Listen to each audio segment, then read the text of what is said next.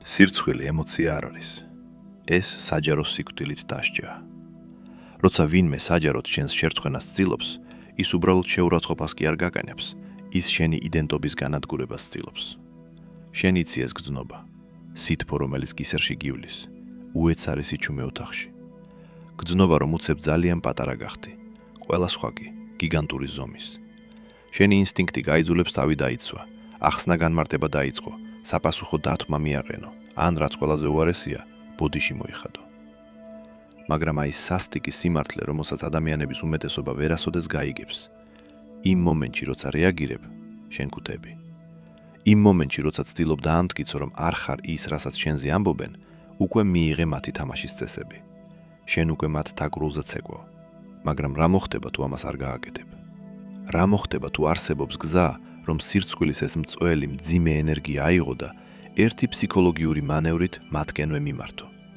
არა ყვირილით, არა კამათით, არამედ ისეთი კონტრინტუიციური, ისეთი ქირურგიული სიზუსტის მქონე მოქმედებით, რომელიც მათ დაუცველს, შეშინებულს დატოვებს და სანანებელს გაუხდის პირის გაღებას.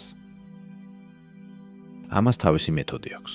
ფსიქოლოგიური შებრუნების ბნელი ხელოვნება, რომელსაც დიდი სტრატეგების საუკუნეების განმავლობაში იყენებდნენ. როგორც კი ამას ისწავლი, აღარასოდეს იგრძნობ სირცხვილის სიმწარეს, არამედ იგრძნობ მხოლოდ ძალაუფლების მოზღვავებას. უმეტესობას გონია, რომ სირცხვილის საპირისპირო სიამაყეა, ისინი ცდებიან. სირცხვილის საპირისპირო გულგრილობაა, მაგრამ ჭეშმარიტ გულგრილობამდე მისვლა, ისეთამდე, რომელიც მთელ ოთახს ყინავს, მოითხოვს შენში მოკლა ის ნაწილი, რომელსაც სხვებისგან აღიარებას წყურია. მომდევნო თუთებში მე ჩავატარებ ქირურგიულ ოპერაციას, შენს სოციალურ ინსტინქტებზე. გაჩვენებ, როგორ უნდა განაიარავო თავდამსხმელი არა შეურაცხყოფით, არამედ უბრალოდ შენი ყოფნით. განვიხილავ ნაცრისფერი კლდის ინვერსიას, დუმილის სარკეს და მკვდარი ვარსკვლავის ტექნიკას. ვიდეოს დასასრულს შენ უბრალოდ კი არ გეცოდინება უპატივცემულობასთან გამკლავება, არამედ მოგშივდება ის, რადგან დაინახავ მას ისეთად, როგორიც სინამდვილეშია, როგორც დომინანტობის გამოვლენის შესაძლებლობას. მაგრამ გაფრთხილებ, ეს ცოდნა რბილი გულის მქონეებისთვის არ არის. ის სტრატეგებისთვისაა. როგორც კი მარიონეტის ძაფებს დაინახავ, უკან თოჯინის როლში ვეღარასოდეს დაბრუნდები. ფაზა პირველი. მკვლელობის ანატომია. სანამ საზოგადოებრივ დონეზე შეძლებ მის გაკონტროლებას, ჯერ უნდა გაიგო რა გემართება ბიოლოგიურად. როცა ვინმე გარცხვენს, ეს რა გაცვია? მართლა თქვი ახლა ეგ. ყველამ ვიცით რომ იტყუები. შენი ამიგდალა გონებაზე კონტროლს იღებს. ის ამას გადარჩენის საფრთხედ აღიქომს. ძველი თემური წესჩვეულებების დროს, მაგალითად ხევის ბერის მიერ თემიდან მოკვეთა ფიზიკურ სიკვდილს ნიშნავდა. ამიტომ შენი სხეული ემზადება საბრძოლველად ან გასაქცევად. სწორედ აქ აგებ, რადგან თანამედროვე სოციალურ იერარქიაში აგებს ის, ვინც რეაგირებს. დამამცირებელმა ეს იცის, ის შენს ბიოლოგიაზე დებს ფსონს. მას უნდა რომ გაბრაზდე, უნდა რომ ენადაგებას, უნდა რომ იატაკს ჩააშტერდე. ის სპექტაკლის რეჟისორია და ახლახან მასხარას როლზე დაგამტკიცა.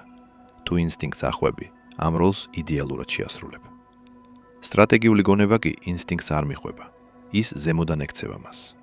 დამამცირებლის გასანადგურებლად პირველი ნაბიჯი იმის გაცნობიერებაა, რომ მის თავდასხმას შენთან საერთო არაფერი აქვს. აბსოლუტურად არაფერი. სირცხვილი პროექცია.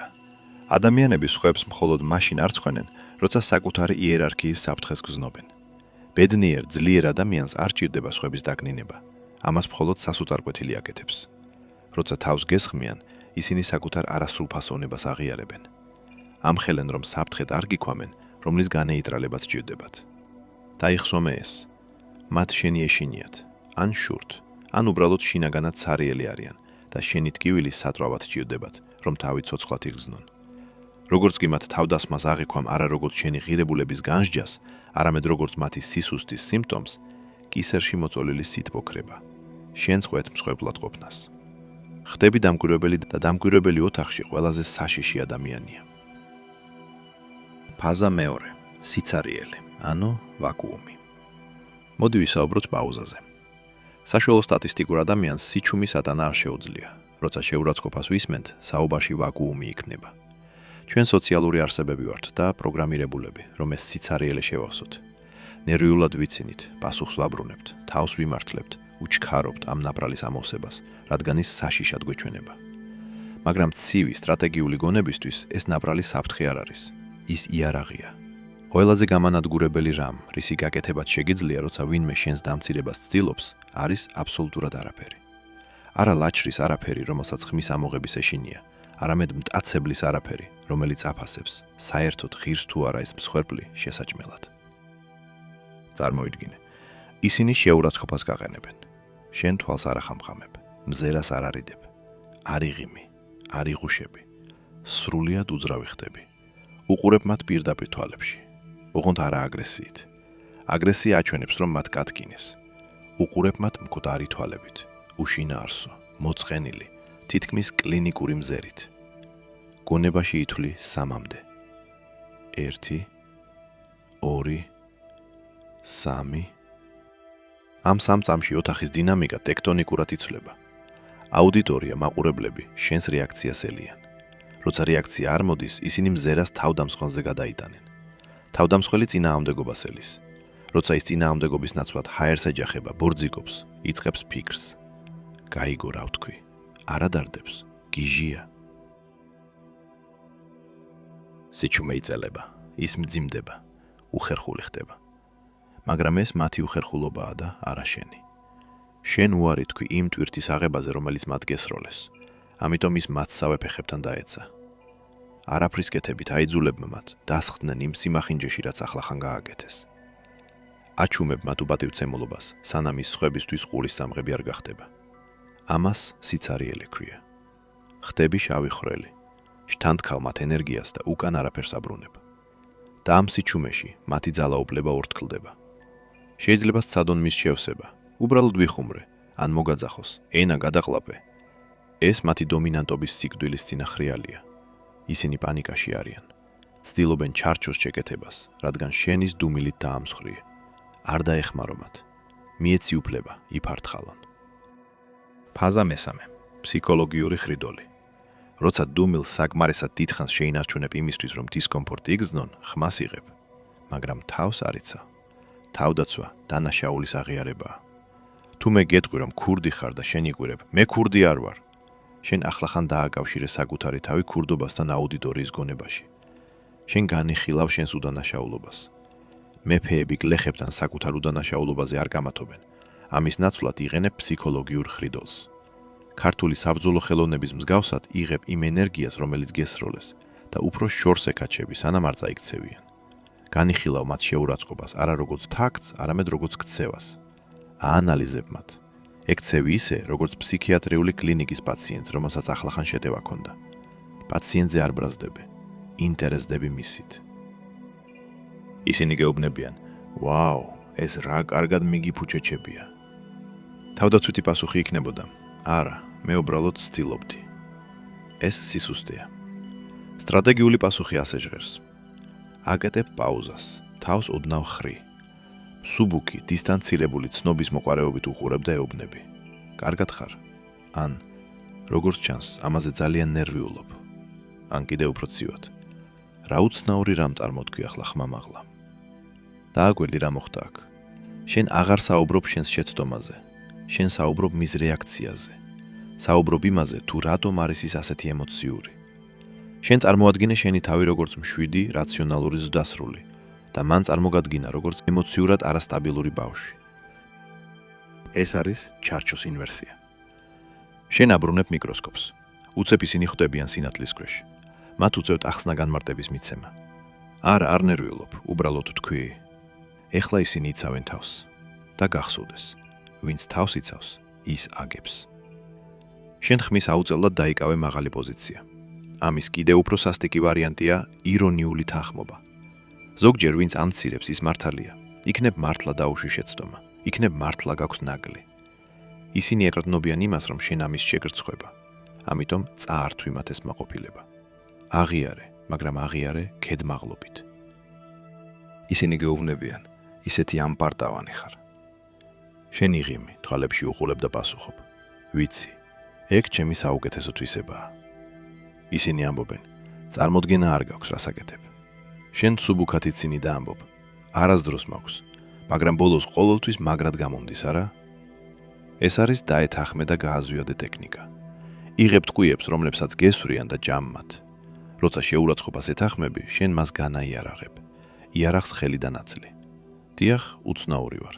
დიახ, ხმამაღლა ვსაუბრობ. დიახ, მერე რა. როცა საკუთარი თავის არ გწვენია, ვერავინ შეგარწვენს. შენ ტეფლონი ხდები. ტალახი უბრალოდ ჩამოცურდება და ის, ვინც ტალახი გესროლა, დასრული ხელებით რჩება. ფაზა მეოთხე. მაყურებელი. სირცხვილი პერფორმანსია. თავდამსხმელს შენ არ ადარდებ, მას ბრბო ადარდებს. მას უნდა რომ ბრბომ გაიცინოს, უნდა რომ ბრბო დაეთანხმოს, რომ შენ კიბის ყველაზე დაბალ საფეხურზე ხარ. ადამიანების უმეტესობა ცდილობს თავდამსხმელი მოიმხროს, ცდილობენ გააჩერონ იგი. ეს დროის გარგვაა. თავდამსხმელი შენი მტერია. შენ ბრბო უნდა მოიგო, მაგრამ ბრბოს სიმპათიის მუდარით ვერ მოიგებ. ადამიანებს სძულთ მსხვერპლი. ეს მკაცრი ევოლუციური სიმართლეა. როცა სუსტს ვხედავთ, ჩვენს რეპტილიურ ტვინს, უნდა რომ დისტანცია დაიჭიროს, რათა ეს სისუსტე ჩვენც არ გადმოგვედოს. მაგრამ ადამიანები აღმერთებენ ძალას. ადამიანები აღმერთებენ კონტროლს. როცა მშვიდად რჩები იმ დროს, როცა ვიღაცა გამცირებს, ბრბო ინსტინქტურად შენს მხარეს ინაცვლებს. არა იმიტომ, რომ მოეწონე, არამედ იმიტომ, რომ ლიდერს გავხარ. შენ სტაბილურად გამოიყურები. თავდამსხმელი არასტაბილურად. შეგიძლია ბრბო თავდამსხმელის გასანადგურებლად გამოიყენო. აქ შემოდის ტრიანგულაციური მზერა. როდესაც შეურაცხყოფას გაყენებენ, შენ მაშინვე მათ არ უყურებ. მზერას ჯგუფში მყოფ სხვა ადამიანზე გადაიტან. ამყარებ ხანმოკლე თვალის კონტაქტს მესამე პირთან და მსუბუქად შეუმჩნევლად იღიმი. მზერა, რომელიც ამბობს, გჯერა ახლა ამის. შენ აუდიტორიასთან საიდუმლო ხუმრობას იზიარებ თავდამსხმელის ხარჯზე. გარიყავ თავდამსხმელს. მას უცხოთ აქცევ. ბრბოსთან არავერბალური კომუნიკაციით იზოლირებას უკეთებ დამამცირებელს. უცებ ის აღარ არის ლიდერი. ის მასხარაა, რომელიც ყურადღებისთვის ცეკვავს და არავინ უკრავს ტაშს. ეს ნატიფი პროცესია.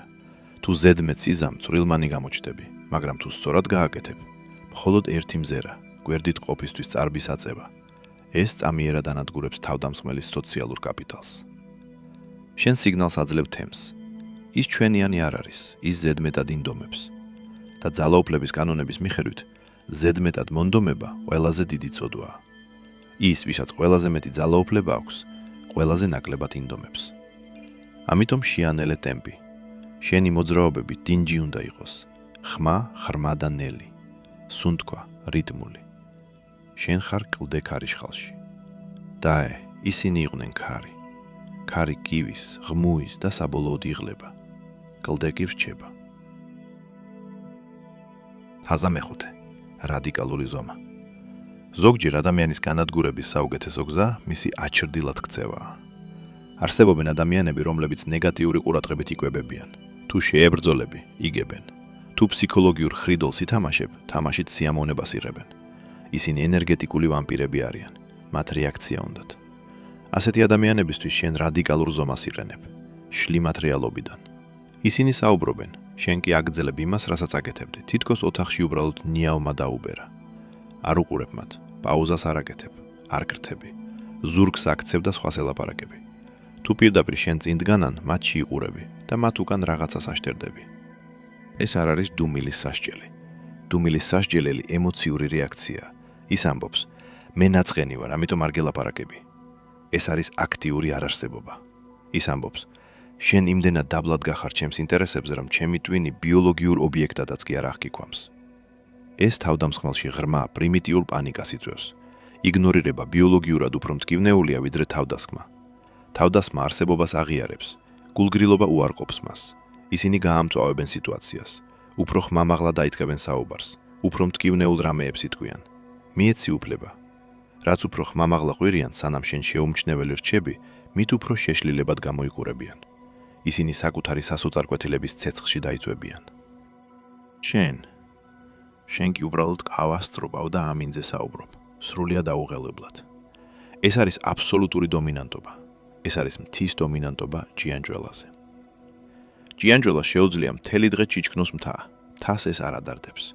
მაგრამ ამის გასაკეთებლად მართლა უნდა გჯეროდეს შენი საკუთარი ღირებულების. უნდა გჯეროდეს, რომ მათი აზრი ისეთი უმნიშვნელოა, როგორც ბუზის ბზუილი. ფაზა მეექვსე. შინაგანი ციხესიმაგრე. ტექნიკები უსარგებლოა, თუ შენი სული მკიფეა. შეგიძლია ისწავლო მზერა, პაუზები, გონება מחვილური პასუხები, მაგრამ თუ შიგნით კანკალებ, ისინი ამას იგრძნობენ. მიკროგამომეტყველებები არასოდეს იტყუება. იმისათვის, რომ ნამდვილად გაანადგურო ნებისმიერი, ვინც შენს შერცხვენას ცდილობს, უნდა გაანადგურო შენი ის ნაწილი, რომელიც სირცხულს გრძნობს. უნდა ააშენო შინაგანი ნარიყალა. რატომ გტკივა სირცხვილი? იმიტომ, რომ შენ მათ შენი თვით შეფასების გასაღები მიეცი. აძლევ უცხოს, ვინმეს, ვინც არ იცის შენი ისტორია, შენი ბრძოლები, შენი პოტენციალი, უფლებას, შეაფასოს შენი ღილებულება. რატომ? რატომ ენდობი მათ განსჯას უფრო მეტად, ვიდრე საკუთარს? როგორც სულხან საბა ორბელიანი და სხვა დიდი მოაზროვნეები გვასწავლიდნენ, მთავარია შინაგანი ძალა და გონიერება. ძლიერი ადამიანი საკუთარ თავს ეყრდნობა, მან იცის ვინ არის თავად. თუ იცი, რომ ძლიერი ხარ და ვიღაცა სუსტს გიწოდებს, ეს მტკივნეული არ არის. ეს სასაცილოა. ეს იმას გავს, ლომს თაგვი რომ დაუძახო. ლომი არ ბრაზდება. ლომმა იცის, რომ ლომია. უნდა მიაღწიო თვით შემეცნების ისეთ წერტილს, რომელიც იმდენად მხარი, იმდენად ბეტონივითაა, რომ გარედან შემოსული ინფორმაცია უბრალოდ აისხლიტება. ეს მოითხოვს შენს ჩრდილოვან მხარესთან მუშაობას. თვალი უნდა გაუსწორო იმას, რისიც გრცხვენია. გრცხვენია შენი წარსულის, შენი სხეულის, შენი საბანკო ანგარიშის, შენი სიმარტოვის. გამოიყვანე ისინი სინათლეზე. შეხედე მათ. მიიღე. დიახ, დაუმარცხდი. დიახ, ეხლა მიჯის. იმ წამსვე, როცა საკუთარ ნაგლოვანებებს იღებ, უძლეველი ხდები, რადგან დამამცირებელს საბრძოლო მასალა აღარ რჩება. მათ შეუძლიათ ტკივილი მოგაყენონ მხოლოდ იმ სიმართლით, რომელსაც ემალები. თუ არაფერს მალავ, ისინი ვერაფერს დააზიანებენ. გახდი გამჭვირვალე საკუთარი თავისთვის და გაუმჭვირვალე მათთვის. ეს არის ძალაუფლების პარადოქსი. ყველაზე მოწყვლადი კაცი ის არის, ჯინს აბჯრის მიღმა იმალება. ყველაზე ძლიერი კი ის, ვინ დგას ქარიშხალში და ამბობს, მე არაფრის მეშინია. როცა ამ მდგომარეობას მიაღწევ, წყვეტ ოთახებში იმ ფიქრით შესვლას, მოეწონები თუ არა ადამიანებს და ოთახებში შედიხარ ფიქრით, შენ თუ მოგეწონებიან ისინი. დინამიკა იცვლება. ხდები საჯული. ფაზა მეშვიდე. კონტრშეტევა. ზოგჯერ სიჩუმე საკმარისი არ არის. ზოგჯერ გაჭრა ასაჭირო, მაგრამ უნდა გაჭრა ქირურგივით და არა ყასაბივით. ყასაბი ჩიხავს და ყველაფერს სვრის. ქირურგი აკეთებს ერთ ზუსტ ნაკვეთს და იღებს ორგანოს. როცა გადაწყვეტ, რომ სიტყვიერი საპასუხო დათმა მიაყენო, უნდა დაიცვა სისხარტის წესი. ნაკლები ნიშნავს მეც. გრძელი გამოსვლა თავდაცვით პოზიციაში გაყენებს. ერთი წინადადება სასიკვდილოდ საშიშს ხდის. აი სამი ქირურგიული დარტყმა შენი არსენალისთვის. დარტყმა პირველი, ეგრეთ წოდებული ვისთვის ჩარჩო. შეურაცხყოფას გაყენებენ, უყურებ მათ და ეკითხები. ახლა ვიზზე ცდილობ შთაბეჭდილების მოხდენას. ეს გამანადგურებელია. ეს მაშინვე ააშკარავებს მათ პერფორმანსს. ეს ეუბნება ოთახს, ის თამაშობს, მე უყურებ. ეს ამსხრევს კედელს. დარტყმა მეორე, გამეორების ბრძანება. რაღაც საზიზღრობას გეუბნებიან. ხელს კურთან იდებ და ეუბნები. ბოდიში, კიდევ ერთხელ გაიმეორე, კარგად ვერ გავიგე. აიძულე გაიმეორონ შეურაცხყოფა. შეურაცხყოფა ხუმრობასავითაა. ის მხოლოდ პირველად მუშაობს. როცა ვინმეს აიძულებ შეურაცხყოფა გაიმეოროს, ის კარგავს რიტმს. რეპეტიცია გავლილივით ჟღერს, წვრილ მანიჩანს. და როგორც წესი, მეორედ ვეღარ ამბობენ. ისინი იშლებიან, იტყვიან, დაივიწყე. შენ ამით აიძულე ისინი, უკან დაეხიათ. დარტყმა მესამე, ვალიდაციის მახე. თავს გესხმიან. შენ თანაგზნობით იღიმი და ეუბნები. ვიცი, რომ ახლა რთული პერიოდი გაქვს. არ არის საჭირო ჯავრი ჩემზე იღარო. თერაპევტივით იქცევი. მათ თავდასხმას დახმარების თხოვნად წარმოაჩენ. შენ სიბრალუს გამოხატავ და ნარცისისთვის არაფერია იმაზე დამამცირებელი, ვიდრე შეცოდება. მათ უნდათ რომ მათი ეშინოდეთ. როცა იბრალებ, შენ მათზე მაღლა დგები. ხარ ზრდასრული, რომელიც ამშვიდებს ტანტრომში ჩავარდნილ ბავშვს. ეს მათ ჭკუიდან შლის, მაგრამ ვერ გებძვიან, რადგან შენ კეთილგანწყობილი ხარ. თუ გაბრაზდებიან, დაამტკიცებენ შენს მოსაზრებას, რომ არასტაბილურები არიან. შენ ისინი ორმაგ მახეში გააბი. ავერსი შენ იგებ, რევერსი ისინი აგებენ. ფაზა მერვე, შედეგები. როგორ ამთავრებ ინტერაქციას, ისევე მნიშვნელოვანია, როგორც ის, როგორ გაუმკლავდ იმას. დიდხანს არ შეყოვნდე. მას შემდეგ, რაც გამოიყენებ სიჩუმეს, მზერას ან ქირურგიულ დათმას, წადი. ან შენი ყურადღება მთლიანად სხვაზე გადაიტანე. ძალაუფლებაც დომაზეა დამოკიდებული.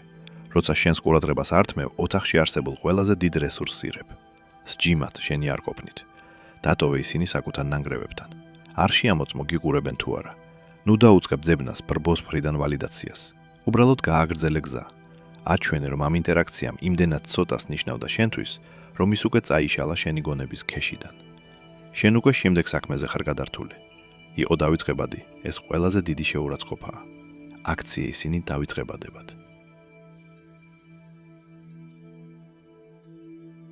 ფაზა მე-9. ჩრდილის ფილოსოფია. როგორ გონია, რატო საუბრობ ამ ყველაფერზე? მხოლოდ იმისთვის, რომ კამათში გავიმარჯვო? რა თქმა უნდა არა. საუბრობ იმიტომ, რომ სამყარო უფრო ბასრი, ცივი და სასტიკი ხდება. დღეს ციფრული კოლიზეუმის ეპოქაა, სადაც ყველას განსჯის. ონლაინ შეურაცხყოფა, ეგრეთ წოდებული cancel კულტურა, სოციალური სტატუსის თამაშები. ეს ომის ზონაა. თუ არ გაქვს ეს თავდაცვის მექანიზმები, შეგჭამებენ, დაპატარავდები. შეგეშინდება სიმართლის თქმის. გახდები ნაცრისფერი, კონფორმისტი, აჩრდილი, რომელსაც ეშინია ხაზის გადაკვეთის. ამ ბნელი ფსიქოლოგიური ტაქტიკების სწავლა ბოროტად ქცევას არ ნიშნავს. ეს შენი სინათლის დაცვას ნიშნავს.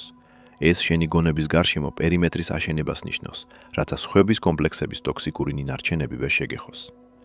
როცა იცი, რომ შეგიძლია გაუმკლავდე სირცხვილს, უშიშარი ხდები, იღებ რისკებს. ხმამაღლა საუბრობ, ხდები ლიდერი, სხვანაირად დადიხარ. წყვეტ არსებობისთვის ნებართვის თხოვნას. სირცხვილი გალია. ეს ტექნიკები კი გასაღები. მაგრამ გახსოვდეს, დიდ ძალაუფლებასთან ერთად მოდის მისი ბოროტად გამოყენების ცდუნებაც. არ გახდე დამამცირებელი, არ გამოიყენო ეს იარაღების სუსტების გასანადგურებლად. ეს ლაჩრობაა. გამოიყენე ისინი გამანადგურებლების გასანადგურებლად. გამოიყენე ისინი უდანაშაულოთა დასაცავად. გამოიყენე ისინი შენი პოზიციის შესანარჩუნებლად, როცა სამყარო შენს გაწევას ცდილობს. იყავი ის ურჩხული, რომელიც სხვა ურჩხულებს ანადგურებს. ეს არის გამორჩეულთა გზა. შენ უკვე ფლობი იარაღებს, დუმილს, მზერას, ხრიდოლს, სიცარიელეს. გაქვს გეგმა ნებისმიერის გასანადგურებლად, ვინც შენი სტატუსის დაწევას შეეცდება. მაგრამ გზის ცოდნა არ ნიშნავს გზაზე გავლას. შემდეგ ჯერზე, როცა იგზნობ იმ სითბოს კისერში, შემდეგ ჯერზე, როცა ვინმე შენს დაპატარავებას შეეცდება, არ ჩავარდე პანიკაში. გაიღიმე, იმიტომ რომ შენ სწორედ ამას ელოდი. აღარ ხარ მსხვერპლი, ხარ მახე.